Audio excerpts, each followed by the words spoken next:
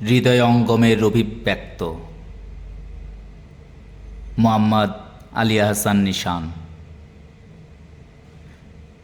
বুঝিল না কেউ মোরে, দেখিল শুধু মোর কি আছে উপরে।